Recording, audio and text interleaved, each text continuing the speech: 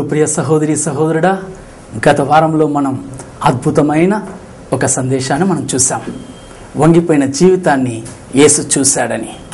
ఈ రోజును కూడా ఇంకో విశేషమైన కార్యాన్ని మనం చూడబోతున్నాం. మన జీవితంలో వంగిపోయిన స్థితిని చూసిన అదే యేసు మరి యొక్క స్థితిని కూడా దేవుడు చూశాడు. ఆ స్థితిని ఈరోజు మనం చూడబోతున్నాం. ఈరోజు ప్రపంచంలో ఎక్కడ చూసినా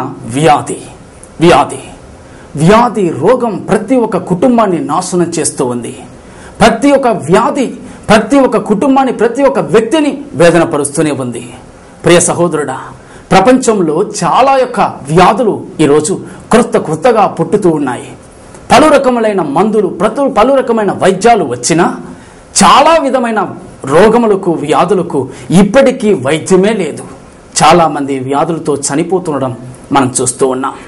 ప్రియ సహోదరి, అటువంటి ఏదో ఒక భయంకరమైన వ్యాధితో నీవు ఈరోజు ఇది చూస్తూ ఉన్నావేమో. నా యేసు ఈరోజు నిన్ను చూసి నీ స్థితిని ఈరోజు మార్చి అద్భుత రీతిగా నిన్ను స్వస్థపరిచి నీకు బాగు చేసి నీకు ఒక విడుదలను ఇవ్వాలని ఆశపడుతున్నాడు. హల్లెలూయా చెప్పండి, హల్లెలూయా. ప్రియ సహోదరి సహోదరుడా, బైబిల్ గ్రంథమందు ఒక రాజును గురించి వ్రాయబడి ఉంది. ఆ రాజు పేరు హిజ్కియా. ఒక దేశానికే ఒక పెద్ద రాజు. అతను ఒక పేదవాడు కాదు, కానీ ఒక పెద్ద రాజు అని చెప్పి బైబిల్లో మనం చూస్తూ ఉన్నాం. ఒక దేశానికి ఒక పెద్ద రాజైన హిజ్కియా అనే ఇతనికి ఒక భయంకరమైన వ్యాధి కలిగింది. ఒక రాజుకు వ్యాధి కలిగితే అతడు మౌనంగా ఉంటాడా? తన రాజ్యంలో ఎక్కడ లేని వైద్యులను చూసి ఉంటాడు. ఎన్నో వైద్యాలు చూశాడు, ఎన్నో వైద్యాల దగ్గరకు వెళ్ళాడు, ఎన్నో దేశాలకు వెళ్ళి ఉంటాడు, తన డబ్బంతా ఎంతగానో ఖర్చు పెట్టి ఉంటాడు. అయినా ప్రయోజనం లేదు. వ్యాధి ముదిరిపోయింది. వ్యాధి తన జీవితంలో మరణాన్ని రప్పిస్తూ ఉంది. ఈ మరణ స్థాయికి వచ్చేశాడు. అటువంటి స్థితిలో, అటువంటి ఒక భయంకరమైన వేదన స్థితిలో యేషయా ప్రవక్త అనే ఒక ప్రవక్త హిజ్కియా రాజు దగ్గరకు వస్తూ ఉండగా హిజ్కియా యొక్క హృదయంలో ఒక ధైర్యం. దేవుని సేవకుడైన యేషయా ప్రవక్త మన ఇంటికి వస్తున్నాడంటే ఏదైనా ఒక శుభవాక్యం, శుభవాక్యము మనకు చెప్పి వెళుతాడు. ఖచ్చితంగా ఆయన మన కొరకు ప్రార్థిస్తాడు. ఖచ్చితంగా మన వ్యాధి బాగవుతుంది అని చెప్పి చాలా ఆశతో ఎదురు చూస్తూ ఉన్నాడు. యేషయా ప్రవక్త వచ్చాడు. తన ఇంటి దగ్గర తన యొక్క సింహాసనం పక్కన ఉన్న మరి యొక్క ఆ కుర్చీలో అతన్ని కూర్చొని పెట్టి యేషయాతో మాట్లాడుతూ ఉన్నప్పుడు చిరునవ్వుతో మాట్లాడుతూ ఉన్నాడు. యేషయా ప్రార్థన చేస్తాడు. తన వ్యాధి బాగైపోతుంది. దేవుని ప్రవక్త యేసయ్య ఖచ్చితంగా నా జీవితంలో ఒక మార్పు వస్తుందని ఒక ఆశతో కూడా యేసయ్య ప్రవక్తను కూర్చొని పెట్టాడు. యేసయ్య ప్రవక్త మౌనంగా కూర్చొని మౌనంగా రాజు దగ్గర చెబుతున్నాడు, హిజ్కియా రాజా, నీ వ్యాధి భయంకరమై నీవు మరణం అవబోతున్నావు. నీ ఇల్లును చక్కబెట్టుకో. ఇక నువ్వు బ్రతకవు, ఇక నువ్వు చనిపోతావు. వేదనకరమైన మాటలు చెప్పాడు. హిజ్కియా రాజు అనుకున్నాడు మంచి వాక్యం ఏదైనా చెప్పి తనను ఆదరణ పరుస్తాడని. కానీ ప్రవక్త వచ్చి చెప్పింది, నీ ఇల్లుని చక్కబెట్టుకో, ఇల్లును చక్కబెట్టుకో. నీ మరణము వైపు నువ్వు వెళ్తున్నావు. నీవు ఇక బ్రతకవు. నీవు చనిపోబోతున్నావు, ఇక బ్రతకవు. హృదయం పగిలిపోయింది హిజ్కియా యొక్క రాజు యొక్క హృదయం. ఏం చేయాలో తెలియలేదు. వైద్యులు చేయి విడిచారు, పర్వాలేదు. వైద్యాలు చేయి విడిచాయి, పర్వాలేదు. సేవకుడే వచ్చి చెప్పేశాడు. దేవుని రాయబారి అయిన యేషయా ప్రవక్తే వచ్చి చెప్పాడు, ఇక నువ్వు బ్రతకవు, ఇక నువ్వు చనిపోతావు. హిజ్కియా రాజు యొక్క హృదయం పగిలిపోయింది. ఏం చేయాలో తెలియడం లేదు. యేషయా ప్రవక్త చెప్పి వెళ్ళిపోయాడు. ఏం చేయాలో తెలియని స్థితిలో మౌనంగా ఉన్న యొక్క హిజ్కియా రాజా గోడవైపు తిరిగి సర్వోన్నతుడి వైపు కన్నులెత్తి చూశాడు. సర్వశక్తుడైన యేసయ్య వైపు కన్నులెత్తి చూశాడు. లోకాన్ని సృష్టించిన యెహోవా దేవుడి వైపు కన్నులెత్తి చూశాడు. ఇకపైన ఎవరు ప్రయోజనం లేదు. ఈ రాజ్యంలో వైద్యాలు నమ్మాను, ప్రయోజనం లేదు. వైద్యులను నమ్మాను, ప్రయోజనం లేదు. ఎన్నో మందులను నమ్మాను, ప్రయోజనం లేదు. అన్ని నన్ను చేవిడి చేశాయి, ఇంకా ఎందుకు? సేవకులు కూడా నన్ను చేవిడి చేశారు. ఆదరణగా ఏదైనా నన్ను బలపరుస్తారనుకుంటే ప్రవక్త కూడా చెప్పేశాడు, నీవు బ్రతకవని. ఇకపైన నాకు జీవితం లేదు, ఇకపైన నాకు భవిష్యత్తు లేదు, ఇక నేను చనిపోబోతున్నాననే స్థితికి వచ్చేసాను. ప్రభువా, ఇక నాకు ఉన్న ఒకే ఒక మార్గం నీవు మాత్రమే అని చెప్పి ఒక చిన్న ప్రార్థన చేశాడు. యేసయ్య దగ్గర చిన్న ప్రార్థన చేశాడు. ఆ ప్రార్థన యొక్క ఫలితం ఎంత భయంకరమైనదో దేవుని యొక్క వాక్యం చెప్పబడుతుంది. యెషయా ప్రవక్త 38వ అధ్యాయంలో 5వ వాక్యం చెప్పబడుతున్నది. యెషయా ప్రవక్త దగ్గర మరలా దేవుడు ప్రత్యక్షమై దేవుడు చెబుతున్న వాక్యంను చూడండి. నీవు తిరిగి హిజ్కియా యొద్దకు పోయి అతనితో ఇట్లనుము, నీ పితరుడైన దావీదునకు దేవుడైన యెహోవా నీకు సెలవిచ్చినదైన ఏమనగా, నీవు కన్నీళ్లు విడుచుట చూచితిని. హల్లెలూయా! దేవుని వాక్యం చెప్పబడుతూ ఉన్నది. సర్వశక్తుడైన దేవుడు చెప్పాడు యెషయా ప్రవక్త దగ్గర అద్భుతమైన వాక్యం. ఆ వాక్యం మరలా చదువుతాను చూడండి. నీ కన్నీళ్లు నేను చూచితిని, నీవు కన్నీళ్లు విడుచుట నేను చూచితిని.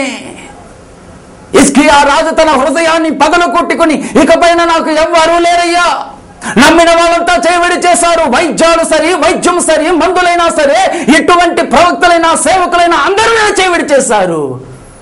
ఉన్న ఒకే ఒక నమ్మకం దేవుడు మాత్రమే. దేవుడు మాత్రమే. దేవుని వైపు కన్నులెత్తు చూశాడు. ప్రభు, నీవు తప్ప నాకు ఇంకెవ్వరూ లేవయ్యా. ప్రభు దగ్గర ప్రార్థన చేశాడు. ప్రార్థన వినిన దేవుడు, హిజ్కియా రాజు యొక్క కన్నీటిని చూసిన దేవుడు, హిజ్కియా రాజు యొక్క కన్నీటి బొట్టు, ప్రతి ఒక్క బొట్టు యేసయ్య పాదములో పడుతూ ఉంటే యేసయ్య తట్టుకోలేకపోయాడు. యేసయ్య తట్టుకోలేకపోయాడు. మరుక్షణమే యేసయ్య ప్రవక్త దగ్గర చెబుతూ ఉన్నాడు. యేసయ్య ప్రవక్త దగ్గర, నా సేవకుడా, తిరిగి వెళ్ళు, తిరిగి వెళ్ళు. ఏ హిజ్కియా రాజు అయితే చనిపోతావని చెప్పి వచ్చావు కదా, మరలా పో, మరలా పో. హిజ్కియా రాజా కన్నీళ్లు విడిచుట నేను చూశాను. అతడు హృదయం పగిలి నా దగ్గర ప్రార్థించాడు. అతడు కన్నీరు నా యొక్క పరలోక రాజ్యాన్ని కదిలింపజేసింది. అతని యొక్క కన్నీరు నా యొక్క పాదాల్లో పడి ఉంది. ఇకపైన నేను మౌనంగా ఉండలేను యేసయ్యా. ఓ ప్రవక్త, ఇకపైన నేను మౌనంగా ఉండలేను, తిరిగి వెళ్ళు. నా సేవకుడు, నా యొక్క బిడ్డ కన్నీరు విడుస్తూ ఉన్నాడు, అతనికి నేను తప్ప ఇంక ఎవరు లేరు. యేసయ్య యొక్క హృదయమే కరిగిపోయింది, కరిగిపోయింది. ఆకాశాన్ని భూమిని సృష్టించిన దేవాది దేవుడే హృదయాన్ని మార్చుకొని తిరిగి ప్రవచనాత్మకంగా తన యొక్క సేవకుని పంపించి చెబుతున్న అద్భుతమైన కార్యం. నీ కన్నీళ్లను దేవుడు చూశాడు. ఓ హిజ్కియా రాజా, నీ కన్నీళ్లను దేవుడు చూశాడు. అంతేకాదు, హిజ్కియా రాజా, నీవు మరణ భయంతో ఎంత వేదనతో ఉన్నావో, ఎప్పుడు చనిపోతావని వేదనతో ఉన్నావో, నీ మరణ భయాన్ని తొలగించడానికి, నీ వ్యాధి నుంచి నీకు ఒక అద్భుత స్వస్థతనిచ్చి 15 సంవత్సరముల మరణాన్ని ఆయుష్కాలమును దేవుడు అనుగ్రహిస్తున్నాడని చెప్పి మరి యొక్క ప్రవచనాన్ని చెప్పాడు. హల్లెలూయా! నా ప్రియ సహోదరి సహోదరుడా, ఈ రోజు దేవుడు నీతో ప్రత్యేకించి మాట్లాడుతున్న ఒక అద్భుత వాక్యం, ఒకే ఒక వాక్యం. నీవు కన్నీళ్లు విడుచుట నా యేసయ్య చూశాడు. నా యేసయ్య చూశాడు. ఈ రోజు నువ్వు కన్నీళ్లు విడుచున్నది నా యేసయ్య చూశాడు. ఈ కార్యక్రమాన్ని చూస్తున్న నీవు ఏదో ఒక భయంకరమైన వ్యాధి చేత ఉన్నావు.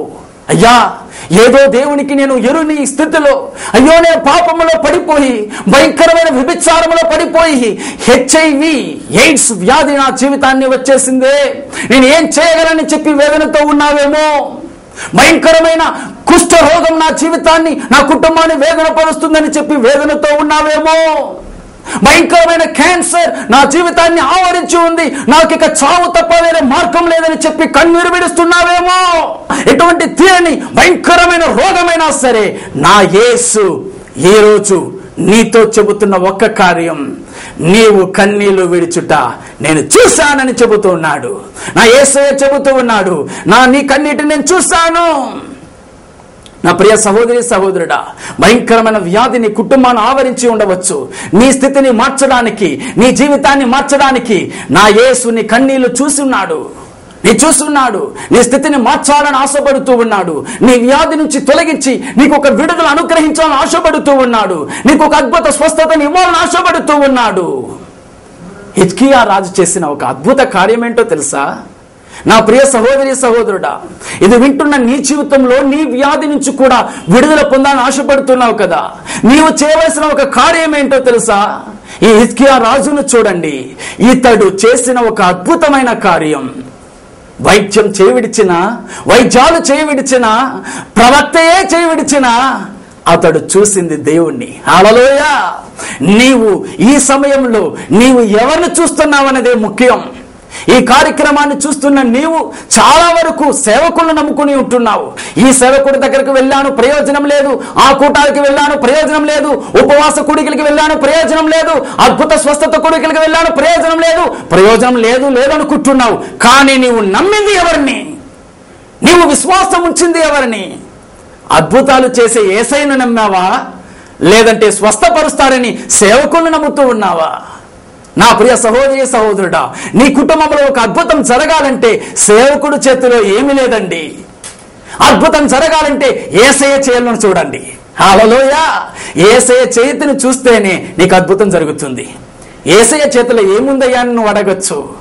నా ప్రియ సహోదరి సహోదరుడా, ఆయన చేతిలో గాయం పొందిన, రక్తం చిందబడిన ఆ యొక్క యేసు క్రీస్తు ప్రేమమయమైన ఆ హస్తాన్ని చూడండి. నీ వ్యాధిని తొలగించాలని, నీలో ఉన్న తీరని వ్యాధిని తొలగించాలని ఆ గాయపడిన యేసయ్య హస్తాన్ని చూడండి. నీ కోసం తన రక్తాన్ని చిందించిన ఆ యేసయ్య గాయాల్ని చూడండి. ఎవరి కోసం ఆ గాయాలు? ఎవరి కోసమయ్యా? నీ వ్యాధిని తొలగించాలని, నీకొక విడుదల ఇవ్వాలని, నీకొక స్వస్థతని ఇవ్వాలని ఆయన నీ కోసం గాయపరచబడ్డాడు. ఆయన నీ కోసం చీల్చబడ్డాడు. ఆయన నీ కోసం మేకులతో చీలలతో కొట్టబడ్డాడు. ఎందుకొరకు? నీ వ్యాధిని స్వస్థపరచడానికి, నీ వ్యాధిని స్వస్థపరచడానికి. అందుకే వాక్యం తేటగా చెప్పబడుతుంది, నిన్ను స్వస్థపరచు యెహోవాను నే అని చెప్పి నా యేసయ్య చెప్పాడు. నా యేసయ్య చెప్పాడు. నీ జీవితంలో ఒక అద్భుతం చేయాలని నీ కోసం తన ప్రాణాన్ని పెట్టిన యేసయ్య చెబుతున్న ఒకే ఒక కార్యం. నీ జీవితంలో ఒక అద్భుతం కావాలా? ఇప్పుడు ఒక అద్భుతం కావాలా? నీ వ్యాధిలో నుంచి ఒక విడుదల కావాలా? నీవు చేయవలసిన ఒకే ఒక కార్యం, యేసయ్యను చూడు. యేసయ్యను చూడు. ఈ కార్యక్రమాన్ని చూస్తున్న నీవు ఎవరిని చూస్తూ ఉన్నావు? ఎవరిని చూస్తూ ఉన్నావు? నా ప్రియ సహోదరి సహోదరుడా, ఈ రాజును చూడండి. ఒక దేశానికే రాజు అయినా అతడు చూసింది దేవుణ్ణి. దేవుని చూశాడు. ఆకాశాన్ని భూమిని సృష్టించిన దేవాది దేవుని చూశాడు. తనకు ఒక అద్భుతం జరగాలని యేసయ్య వైపు చూశాడు. మనుషుల్ని నమ్మి ప్రయోజనం లేదని దేవుని వైపు చూశాడు. అందుకే దేవుడు దిగి వచ్చాడు. రెండవ కార్యం ఏంటో తెలుసా? తన హృదయాన్నే చీల్చబడి, తన హృదయాన్నే కుమ్మరించి దేవుని ఎదుట కుమ్మరించాడు. కన్నీరు కార్చాడు. ఇకపై నాకు ఎవరూ లేరయ్యా, ఇక నీవే నాకు దిక్కుని చెప్పి ప్రభువునే అనుకున్నాడు. ప్రభువే దిగి వచ్చాడు. హల్లెలూయా. కాలాలను మార్చేశాడు. కన్నీటి ప్రార్థన కాలాన్నే మార్చింది. కన్నీటి ప్రార్థన మరణాన్ని జయించింది. కన్నీటి ప్రార్థన స్వస్థతనిచ్చింది. హల్లెలూయా. ఈ రోజు నీవు కూడా దేవుని వైపు చూసినట్లయితే, కన్నీరు విడిచి దేవుని వైపు ప్రార్థించినట్లయితే నీకు ఒక అద్భుతం జరగబోతుంది. ఆమేన్. నా ప్రియ సహోదరి సహోదరుడా, నాకు తెలిసిన ఒక సహోదరులు ఉన్నారు. తమిళనాడు ప్రాంతంలో నాలుమావడి అనే ఒక గ్రామం ఉన్నది. ఆ గ్రామంలో ఒక చిన్న బాలుడు ఉన్నాడు. దేవుని ఎరుగని ఒక హిందూ కుటుంబంలో ఉన్న ఒక సహోదరుడు. తన యొక్క 14వ సంవత్సరంలోనే హిందుత్వంలో చాలా భయంకరమైన వైరాగ్యం కలిగిన ఒక వ్యక్తి. క్రైస్తవులంటే అస్సలు పట్టుకోదు. క్రైస్తవులంటే అంత అసహ్యం. ఎవరైనా కోపించుకుంటాడు. అంతటి వ్యక్తిత్వం. హిందుత్వం అంటే అంతటి వైరాగ్యం.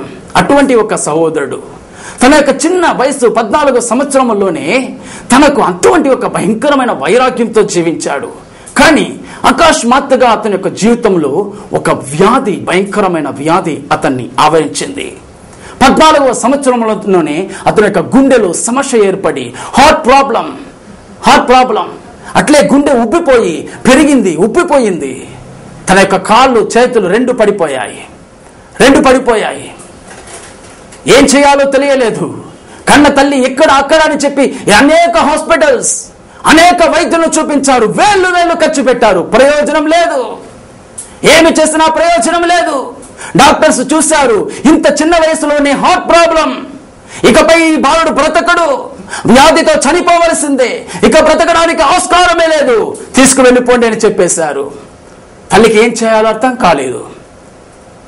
కన్న కుమారుడు నొప్పి భరించలేకపోతూ ఉన్నాడు. అమ్మా, నొప్పి భరించలేకపోతున్నానని చెప్పి ఏడుస్తూ ఉన్నాడు. కన్న కుమారుడు యొక్క కేకలు తల్లి యొక్క హృదయాన్ని బాణంగా గుచ్చుతూ ఉంది. ఏం చేయాలో తెలియని తల్లికి తన యొక్క కుమారుని తీసుకుని ఇంటికి వచ్చేసింది. గ్రామమే వస్తూ ఉన్నారు ఆ బాలును చూడడానికి. చివరి సమయం, ఇక బ్రతకడని చెప్పి చేయవిడి చేశారు. చివరి సమయం, ఏం చేయాలో తెలియని స్థితిలో ఆ యొక్క గ్రామమే ఆ బాలును చూడడానికి, చివరి చూపు చూడడానికి వచ్చి చూస్తూ వెళ్ళిపోతున్నారు. అందరూ ఆ తల్లిని ప్రేమతో ఆదరించి చూడడానికి చూస్తున్నారే కానీ ఎవ్వరూ ఆదుకోలేకపోతున్నారు. కారణం, ఆ బాలుడికి హార్ట్ ప్రాబ్లం, సన్నగా అయిపోయాడు. ఆకలి నిద్ర ఏమీ లేదు, ఎముకలు మాత్రమే ఉన్నాయి. శరీరం అంతా క్షీణించిపోయింది. చావు బ్రతుకుతో పోరాడుతూ ఉన్నాడు. అందరూ వచ్చి ఆదరణ చెప్పి వెళ్ళిపోతున్నారు కానీ ఎవ్వరు ఆదుకోలేదు. ఏం చేయాలో తెలియని స్థితిలో ఓ క్రైస్తవ సహోదరుడు ఆ బాలును చూడడానికి వచ్చాడు. వచ్చి ఆ తల్లి దగ్గర అడిగాడు, అమ్మా, మీ బాలుడు కొరకు, మీ కుమారుడు కొరకు నేను ప్రార్థన చేయవచ్చా అని అడిగాడు. ఆ తల్లి అంది, నాకు వేరే మార్గం ఏమీ లేదయ్యా, నా కుమారుడు చావు బతుకుల్లో ఉన్నాడు, ఇక ఏ ప్రయోజనం లేదు, ఇంకా నేను ఏం చేసినా నా కుమారుడు నేను బ్రతికించుకోలేను, నువ్వన్నా ప్రార్థన చేయని చెప్పి విడిచేసింది. ఆ తల్లి చెప్పిన వెంటనే ఆ యొక్క క్రైస్తవ సహోదరుడు బాలుడి దగ్గర మోకాలు వేసి ప్రార్థన చేశాడు. ప్రార్థన చేసి కన్నీరు విడిచాడు. ప్రభు దగ్గర పోరాడాడు. ప్రభు, ఈ బాలుని స్వస్థపరిచే కావాలి ప్రభు అని చెప్పి కన్నీరు విడిచి ప్రార్థన చేశాడు. సుమారు 1 గంట తరువాత దేవుని శక్తి ఆ యొక్క గది అంతా ఆవరించింది. దేవుని శక్తి ఆ యొక్క గది అంతా ఆవరించింది. దేవుడే తన హస్తాన్ని తాకాడు. ఆ యొక్క 14 సంవత్సరాల ఆ బాలుడి పైన తన హస్తాన్ని తాకి ఆ గుండె పైన తాకే వెంటనే గుండెలో మార్పు వచ్చేసింది. మరుక్షణంలోనే అతని యొక్క గుండెలో మార్పు, అతని యొక్క కాళ్ళు చేతిలో ఉన్న అన్ని కార్యాల్లో దేవుడు ఒక విడుదల ఇచ్చి అప్పుడప్పుడే స్వస్థతని చేశాడు. హల్లెలూయా! ఆ యొక్క యవ్వన సహోదరుల్లో తట్టుకోలేని సంతోషం. యేసు క్రీస్తు అంటే ఒక శత్రువుగా చూశానే, యేసు క్రీస్తు అంటే ఒక అన్య దేవతగా చూశానే, అటువంటి యేసు క్రీస్తే నన్ను వెతికి వచ్చాడే, నా పైన ప్రేమ చూపాడే, నన్ను రక్షించాడే, చావుతో పోరాడుతూ ఉన్న నన్ను బ్రతికించాడే అని చెప్పి యేసయ్యను ఆ రోజే అంగీకరించాడు. తన యవ్వన ప్రాయంలో సేవను కొనసాగించజేశాడు. ఇప్పటికీ దేవుని యొక్క బలమైన సేవకుడుగా, ఈ రోజు ప్రపంచ ప్రఖ్యాతగాంచిన సేవకుడుగా ఈ దేశంలో ఉంటున్న మోహన్ సి లాజరస్ దేవుని శక్తి చేత ఉపయోగించబడుతూ ఉన్నాడు. నా ప్రియ సహోదరి సహోదరుడా, ఆ యొక్క గొప్ప సేవకుడైన మోహన్ సి లాజరస్ గారిని బాగు చేసిన అదే దేవుడు నిన్ను కూడా బాగు చేయడానికి ఇప్పుడు నీ దగ్గరకు వచ్చి ఉన్నాడు. నీ యొక్క వ్యాధి నుంచి నిన్ను విడిపించడానికి, భయంకరమైన వేదన నుంచి నిన్ను విడుదల చేయడానికి నా యేసు ఇప్పుడు నిన్ను తాకడానికి వచ్చి ఉన్నాడు. అంతేకాదు, నిన్ను ఒక గొప్ప సేవకుడిగా మార్చగలడు, నిన్ను ఒక గొప్ప సాక్షిగా మార్చగలడు. అది ఎటువంటి వ్యాధి అయినా సరే యేసయ్యను నువ్వు చూసినట్లయితే ఈ రోజు నీకు ఒక అద్భుతం జరగబోతుంది. ఆమేన్ చెప్పండి. హల్లెలూయా! ఈ రోజు నా దేవుడు నీకు ఒక అద్భుతం చేయబోతూ ఉన్నాడు. నా ప్రియ సహోదరి సహోదరుడా, నీ కుటుంబంలో ఒక అద్భుతం కావాలా? నీ జీవితంలో ఒక అతిశయం కావాలా? నీ జీవితంలో ఇప్పుడు మరణముతో పోరాడుతున్న నీ వ్యాధి నుంచి విడిపించబడాలా? తీరని వ్యాధి, నయం కాని వ్యాధి, వైద్యమే లేని వ్యాధి, వైద్యుడు చేయవిడిచిన వ్యాధి ఎటువంటిదైనా సరే నా యేసు ఈ రోజు నీకు బాగు చేయాలి అని నీవు ఆశపడినట్లయితే నా యేసు ఇప్పుడు నీ గదిలోకి రాబోతూ ఉన్నాడు, నిన్ను తాకబోతూ ఉన్నాడు. నిన్ను ఆశీర్వదించి నిన్ను తన యొక్క గాయపడిన హస్తముతో నిన్ను స్వస్థపరిచి నీకు ఒక అద్భుతాన్ని చేయబోతున్నాడు. హల్లెలూయా! నీవు నమ్మినట్లయితే ఈ రోజే దేవుని యొక్క మహిమను చూడబోతున్నావు. నీవు నమ్మినట్లయితే ఇప్పుడు నీ వ్యాధి తొలగబడబోతుంది. నీవు నమ్మినట్లయితే ఇప్పుడు ఒక అద్భుతం నీకు జరగబోతుంది. కారణం, నీ కోసం నా యేసు బలి అయ్యాడు. కారణం, నీ కోసం నా యేసు చీల్చబడ్డాడు. కారణం, నీ కోసం నా యేసు రక్తాన్ని చిందించాడు. నీవు సుఖముగా, ఆరోగ్యముగా, పరిపూర్ణమైన ఆరోగ్యంగా ఉండాలన్నదే దేవుని యొక్క ఆశ. నీకోసమే తన రక్తాన్ని చిందించి తన ప్రాణాన్ని అప్పగించిన దేవుడు తన గాయపడిన హస్తాన్ని నీపై తాకబోతూ ఉన్నాడు. నీకు ఒక అద్భుతాన్ని చేయబోతూ ఉన్నాడు. నీకు ఇప్పుడు ఒక ఆశ్చర్యాన్ని చేయబోతూ ఉన్నాడు. నీవు విశ్వాసించి ఇప్పుడే మోకరిల్లు. ఈ టీవీకి ముందే మోకరిల్లు. నీకు ఒక అద్భుతం ఇప్పుడు జరగబోతుంది. అందరూ ఉన్న స్థలంలోనే మోకరిస్తారా? ఉన్న స్థలంలోనే మోకరిస్తారా? మరొకటి మీకు మరలా గుర్తు చేస్తూ ఉన్నాను. సేవకుల్ని కాదు, వైద్యాన్ని కాదు, వైద్యమును కాదు, దేవుని చూడండి, యేసయ్యను చూడండి. నీ కోసం చీల్చబడిన యేసయ్యను చూసావంటే, నీ కోసం గాయపడిన యేసయ్యను చూసావంటే నీ జీవితంలో ఒక మార్పు వస్తుంది, నీ జీవితంలో ఒక విడుదల వస్తుంది, నీకు ఒక అద్భుతం జరుగుతుంది. ఈ క్షణం నీకు ఒక అద్భుతం జరగాలంటే యేసయ్యను చూడండి. ఒక దేశానికే రాజైన హిజ్కియా రాజు అందరూ చేవిడి చేశారు. వైద్యం, రాజులు, ప్రజలు అందరూ చేవిడిచారు. దేవుని సేవకుడు కూడా చనిపోతావని చెప్పి వెళ్ళిపోయాడు.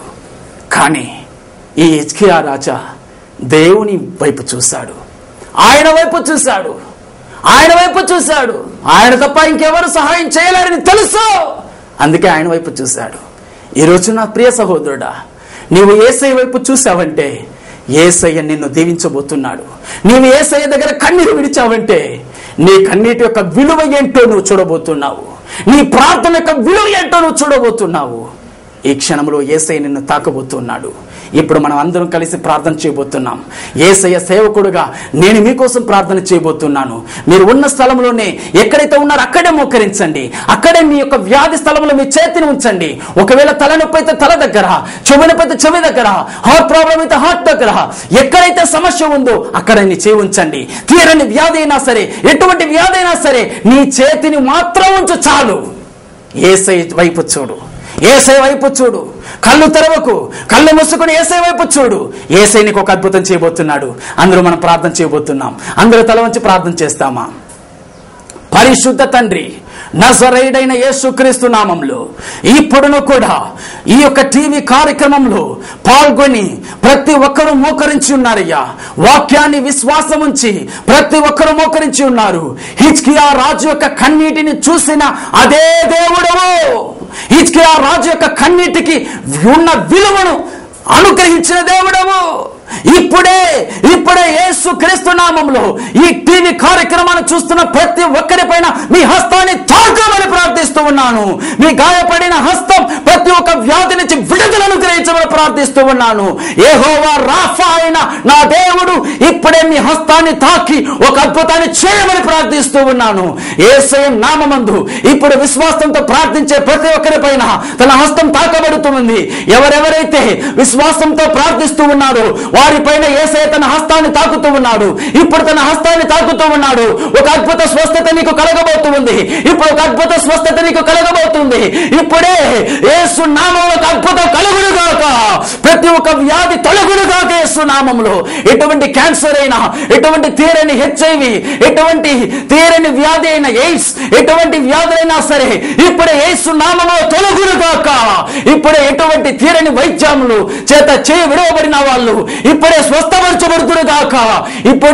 ఇప్పుడే యేసు నామములో ఆ తలనొప్పుల పైన దేవుని శక్తి తాకుతూ ఉంది. యేసు నామములో శరీరం అంతా బలహీనత, బంధింపబడిన స్థితిలో ఉన్నదని చెప్పి కుమ్మరిపోతున్న సహోదరుడా, నీ పైన దేవుని శక్తి కుమ్మరించబడుతూ ఉంది. ఇప్పుడే దేవుని మహిమ కుమ్మరించబడుతుంది. ఎటువంటి వ్యాధి అయినా సరే యేసయ్య తన హస్తాన్ని తాకుతూ ఉన్నాడు. ఇప్పుడు ఒక అద్భుతం జరుగుతూ ఉంది యేసు నామములో. ఇప్పుడు ఒక ఆశ్చర్యం జరుగుతూ ఉంది యేసు నామములో. యేసు నామములో ప్రియ సహోదరుడా, విశ్వాసం ఉంచు. నీ కోసం చీల్చబడిన యేసయ్య ఇప్పుడు నీ పైన హస్తం తాకబోతున్నాడు. విశ్వాసంతో ప్రార్థన చెయ్యి. యేసయ్య నిన్ను తాకబోతున్నాడు రైట్ నౌ. ఇప్పుడే దేవుని శక్తి దిగి వస్తుంది యేసు నామములో. ప్రతి ఒక్కరిని స్వస్థపరిచినందుకే స్తోత్రం. మీ నామాన్ని మహిమపరిచినందుకే స్తోత్రం. ప్రతి ఒక్కరిని ముట్టినందుకే స్తోత్రం. యేసయ్య మీకే మహిమ కలుగును గాక. యేసయ్య నామంలో ప్రార్థన చేస్తున్నాం తండ్రి. ఆమేన్, ఆమేన్. నా ప్రియ సహోదరి సహోదరుడా, ఇప్పుడు దేవుడు మీతో ప్రత్యేకించి మాట్లాడాడు. ఏదో ఒక వ్యాధి చేత బానిసై వేదన పడ్డావు, అనేక సంవత్సరాలుగా చేవిడవబడ్డావు. ఇప్పుడు పరిశోధించి చూడు, నీలో ఒక మార్పును చూడబోతున్నావు. ఇప్పుడు నీకు ఒక అద్భుతం జరిగింది కదా, నీ వెంటనే మాతో కూడా పంచుకో. నీకు జరిగిన అద్భుతాన్ని మా సెల్ నంబర్కు మాతో కూడా పంచుకో. నీకు జరిగిన అద్భుతాన్ని మాతో కూడా పంచుకో. నీవు విన్న వాక్యం ద్వారా ఏ రీతిగా ఆశీర్వదింపబడ్డావో అది మాతో కూడా పంచుకో. దేవుడు మిమ్మల్ని ఆశీర్వదించును గాక. హల్లెలూయా.